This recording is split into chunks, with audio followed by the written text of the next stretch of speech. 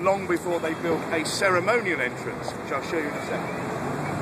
But you can see some of the key features of a Gothic church.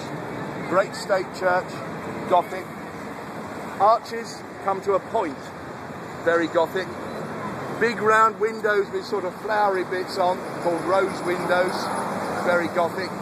And one of the key features of a Gothic church or Gothic cathedral, this isn't a cathedral, it's an abbey, are those columns that run down the side of the building. Gothic cathedrals, for example, this is modelled on a Gothic cathedral in northern France, a series of them, but it's not a cathedral, it's an abbey. Tall and thin. So the weight of the roof was always threatening to push the walls out and destroy. So you had to buttress the walls. And those columns that march along the side of the wall there are buttressing the walls. But they're a special type of buttress. They don't meet with the wall. They're separate from the wall and they're connected to the wall by an arch, like a wing. So they're called flying buttresses.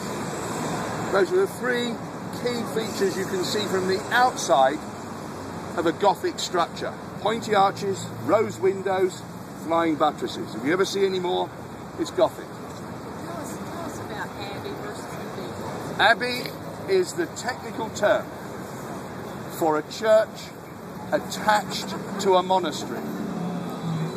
You get a priory as well. A priory is a church attached to a monastery, but an abbey is a technical term for a church attached to a monastery.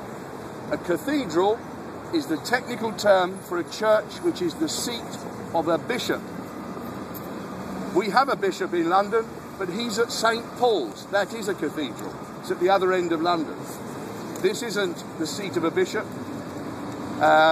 This is an abbey, originally part of a church attached to a monastery, but it has become our great state church. So it's been built up like a cathedral. That's why it looks so big and glorious. It's quite close to the seat of government, so it's been built up like a cathedral. Any other questions?